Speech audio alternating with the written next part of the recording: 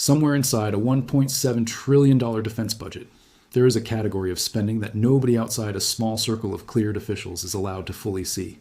It touches quantum computers, quantum sensors, and quantum encryption, and it is itemmed specifically so that no single document ever reveals the complete picture. This is not a conspiracy theory. This is something the Pentagon's own budget documents openly admit. If you know where to look and how to read between the lines, and in the last few weeks, that quiet, fragmented secrecy just collided head-on with a brand new presidential order demanding fast public action. What happens when a technology the government insists is urgent enough to fast-track within 27 months also happens to be one of the most classified corners of the entire defense budget. Let's actually dig into what is public, what is hidden, and why the gap between those two things matters more than most people realize. To understand this story, you first need to understand just how much money is already flowing into quantum technology inside the Department of Defense, and how strangely difficult that number is to actually pin down. The Pentagon's fiscal year 2026 research, development, test, and evaluation budget totals more than $179 billion, a significant jump from roughly $141 billion the year before. Within that enormous pool of money, quantum-related programs already exist as a permanent growing fixture. But here's the strange part. According to detailed reviews of the unclassified budget documents, quantum spending is described as dispersed across multiple line items and frequently embedded within classified initiatives, making the total dollar figure genuinely difficult to isolate. Post-quantum cryptography specifically, the new encryption methods meant to resist future quantum decryption, is addressed inside classified cyber defense budget lines managed by the Army and other defense-wide modernization efforts. In plain terms, even trained defense budget analysts looking directly at official Pentagon paperwork cannot tell you exactly how much the United States military is currently spending on quantum technology, because a meaningful chunk of it is intentionally kept out of public view. This kind of built-in opacity might sound alarming at first, but it is worth understanding why the Pentagon operates this way, because there is a genuine strategic logic behind it, even if it frustrates outside observers trying to track the numbers. Revealing exactly how much money goes toward a specific quantum sensor program, or exactly which encryption systems are being hardened first, hands adversaries a roadmap of where American vulnerabilities currently sit and how quickly they are being fixed. If a rival intelligence agency knows precisely which communiques on channels remain vulnerable the longest, that knowledge becomes strategically valuable all on its own, regardless of whether that adversary ever builds a quantum computer capable of exploiting it. So some level of classification here is not paranoia. It is a fairly standard defense practice applied to a rapidly emerging and highly sensitive technology. The real story is not that secrecy exists. It is how that secrecy is now colliding with an entirely new layer of urgent public-facing policy that suddenly demands much faster action than the normal classified planning process was ever built to accommodate. That collision started on June 22, 2026, when the President signed 2 companion executive orders addressing quantum technology on the very same day. The first, called Securing the Nation Against Advanced Cryptographic Attacks, directs civilian federal agencies and their contractors to fully migrate toward quantum-resistant encryption on a firm timeline. The second, called Ushering in the Next Frontier of Quantum Innovation, launches a coordinated government-wide push to develop and commercialize quantum computing, sensing, and networking technology. Together, these 2 orders represent 1/2 offense and 1/2 defense. One accelerates America's own quantum capability. The other hardens America's digital defenses against quantum-powered attacks from everyone else. Buried inside the second order is the specific detail that makes this story genuinely urgent, rather than just another slow-moving policy announcement. The order directs the Secretary of War, the current secondary title now used for the Secretary of Defense, to identify at least 3 next-generation quantum sensor projects within just 60 days of the order being signed. Those sensors then need to be fielded to operational military forces by September 30th, 2028. That gives the Pentagon a total window of only about 27 months to move technology that has historically lived entirely inside research laboratories out into the hands of active duty troops. Here is where the mystery really deepens, because the executive order requires the Pentagon to identify these 3 priority quantum sensor projects internally, but it does not require the department to tell the American public which specific projects those are. Within just 60 days of that order being signed, somewhere inside the Department of War, 3 real, specific quantum sensing technologies were selected to receive priority funding and accelerated development. The public has not been told which 3. We know the broad categories these sensors likely fall under because the Pentagon has been openly testing quantum sensing applications for years in unclassified research settings. Quantum sensors that use extremely sensitive atomic measurements can potentially provide precision navigation in environments where GPS signals are jammed or spoofed, a problem American forces have run into repeatedly around conflict zones. Other research labs have explored using quantum sensors to detect submarines without relying on traditional sonar, since quantum sensors can be exquisitely sensitive to tiny changes in magnetic and gravitational fields that submarines otherwise hide from. But whether either of those specific applications made the final list of 3 priority projects, and what other candidates might have been under serious consideration, remains something the public simply does not know and may never fully learn given how quickly this is moving through classified channels. If you are enjoying this look behind the curtain of military technology policy, go ahead and hit that subscribe button, because we track exactly these kinds of quietly consequential government decisions every single week. Just 2 days after those executive orders were signed, on June 24th, the Department of War released its own internal follow-up, a 25-page post-quantum cryptography strategy specifically outlining how the military plans to protect its most sensitive systems. The language inside that strategy is remarkably blunt for an official government document. It states plainly that insecure allied mission partners as the 2 scenarios where the stakes could not be higher. It goes on to warn that adversaries could use a sufficiently powerful quantum computer to collect and decrypt classified information already being transmitted today, take control of and weaponize the department's own systems, or install unpredictable malware directly into weapons platforms and command and control networks currently operating in active theaters. That last detail deserves a moment of real attention because it reframes what people usually imagine when they hear the phrase quantum threat. Most casual conversations about quantum computing and security focus on the idea of someone eventually reading encrypted messages they were never supposed to see. But the Pentagon's own strategy goes considerably further than that. It explicitly raises the possibility of adversaries eventually gaining enough cryptographic access to actually take control of deployed weapon systems or quietly insert malicious code into the software running those systems. That is not simply a privacy problem. That is a scenario where the fundamental trust underlying an entire weapons platform, the assumption that only authorized code is running inside it, could theoretically be compromised from the inside. The strategy sets a genuinely aggressive timeline to prevent exactly that outcome. High-impact systems need to complete their transition to quantum-resistant cryptography by 2030, and the entire deployed military force needs to be fully transitioned by 2031.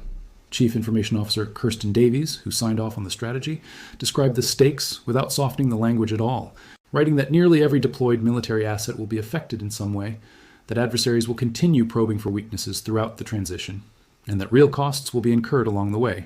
That kind of blunt, unhedged language is unusual for a formal government strategy document, and it signals just how seriously Pentagon leadership is treating this specific window of vulnerability.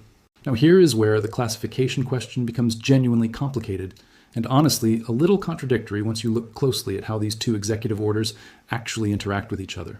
The civilian-focused order, Executive Order 14409, explicitly exempts what are called national security systems, the specific classification covering military command networks, weapon systems, intelligence infrastructure, and cryptology. Those systems are not bound by the same civilian deadlines because the Pentagon has already been quietly working on its own post-quantum cryptography transition for years, largely outside public view. Meanwhile, the Department of Defense, the Office of the Director of National Intelligence, and the National Security Agency are all separately developing their own classified cost estimates specifically for how much this transition will cost across national security systems.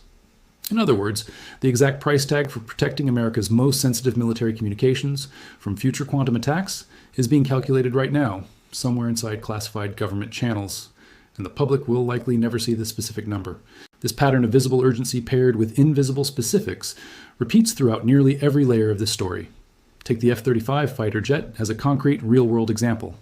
In May of 2026, the F-35 Joint Program Office published a public pre-solicitation notice announcing plans to modify a component called the inline file encryption device, the part of the aircraft responsible for verifying that its onboard software has not been tampered with, so that it can support quantum-resistant encryption algorithms. Lockheed Martin Aeronautics was named as the only qualified contractor capable of performing this specific upgrade. That announcement itself is public information sitting in an open government contracting database for anyone to read. But the actual technical details of how that encryption device works, what specific vulnerabilities it currently has, and exactly how the new quantum-resistant version will function are all deeply classified for entirely understandable reasons. You can know that the upgrade is happening, you cannot know how it actually works, and you certainly cannot know precisely when the vulnerable version becomes fully replaced across every F-35 already in active service around the world. This tension between public announcement and classified substance is not unique to fighter jets either. It shows up clearly in a separate program worth understanding, something called Project Farseer, launched by the Defense Innovation Unit on June 24th, the very same week as the broader Executive Orders and Strategy release. Project Farseer represents a multi-phase initiative specifically designed to move mature quantum sensing and timing technologies directly into the hands of the Joint Force, with the department expecting to invest up to $200 million within just the first year alone. Defense officials have described its underlying logic in fairly plain terms. As adversaries increasingly contest the electromagnetic environment that American forces have relied on for decades, Washington needs sensing technology that simply cannot be jammed, spoofed, or degraded the way traditional radio and GPS-based systems currently can be. Quantum sensing, somewhat counterintuitively, offers exactly that kind of resilience, because the same extreme sensitivity to environmental disturbance that makes quantum systems notoriously fragile in a laboratory setting also makes them exceptionally good at detecting subtle signals that conventional sensors simply miss entirely. Project Farseer itself was announced publicly, complete with a code name, a funding figure, and a clear strategic rationale. But the specific technical performance benchmarks the program is using to evaluate different quantum sensing approaches, the exact research effort to suddenly accelerate into operational deployment on an aggressive 27-month countdown. It is worth pausing here to understand why quantum sensing specifically has become such a priority, separate from the more widely discussed encryption-breaking threat. Quantum computing tends to dominate headlines because of its dramatic potential to eventually crack modern encryption, but quantum sensing is actually further along in practical terms and arguably more immediately useful on an active battlefield. Jack Hydery, the founder and CEO of a quantum software company called Sandbox AQ that has previously tested this technology for the Air Force, has publicly stated that quantum sensing is already usable today for navigation in environments where GPS is being jammed or spoofed, a real and ongoing problem in conflict zones like Ukraine and parts of the Middle East. That distinction matters enormously when trying to understand the urgency behind Executive Order 4111. While a cryptographically relevant quantum computer capable of breaking encryption might still be somewhere between 5 and 15 years away, depending on which expert estimate you trust, quantum sensors capable of providing jam-resistant navigation may already be functional enough to deploy within the next 2 to 3 years, which is exactly why the order sets such an aggressive 27-month deadline specifically for sensors rather than for full-scale quantum computers. This distinction also helps explain the classification pattern running through this entire story. Quantum sensing hardware, once fielded, is inherently visible in some form, since it needs to physically exist on ships, aircraft, or ground vehicles operating in the field. But the specific performance thresholds, the exact locations where those E sensors get deployed first, and the particular vulnerabilities they are designed to counter,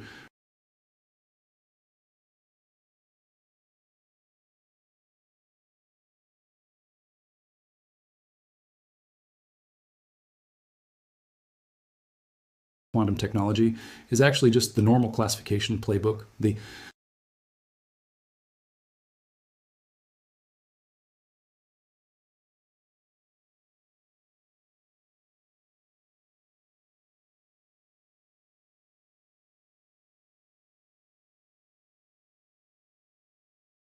quantum technology research and development program in coordination with private industry, international partners, and other government agencies.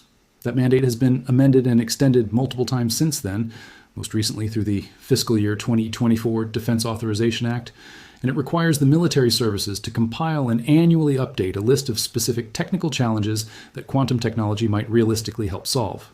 Congress has accelerated quantum push for the better part of 7 years, long before the executive orders of June 2026 turned that slow, steady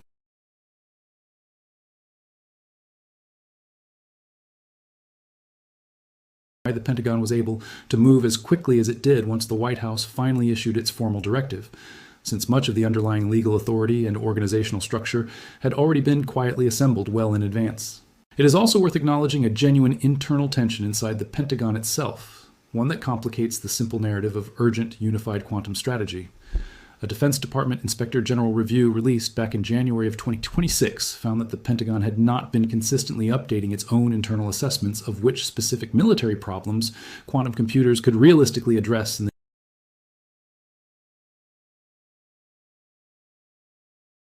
Carnegie Mellon University's Software Engineering Institute, that Pentagon planning had continued relying on even as the broader quantum industry kept advancing well beyond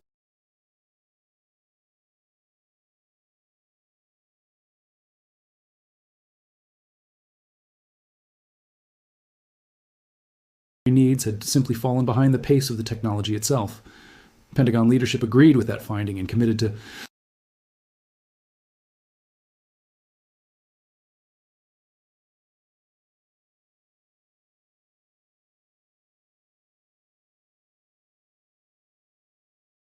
actually evaluating and prioritizing quantum programs has, by the Pentagon's own admission, not always kept pace behind the scenes.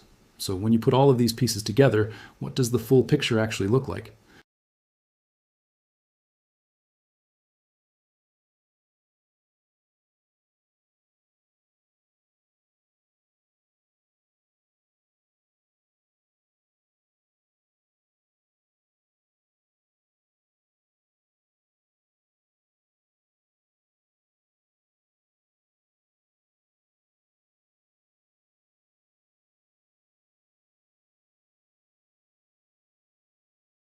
Security practice applied to an emerging and strategically sensitive technology. But it does mean that anyone trying to fully understand how prepared America's military actually is for the coming quantum era is working with an incomplete picture by design, piecing together public announcements, unclassified budget language, and educated inference, while the most specific and consequential details remain locked away in rooms that most people will never be allowed to enter. That gap between what gets announced and what gets classified is exactly why stories like this deserve close attention rather than a quick skim past another government press release. The broad strokes of America's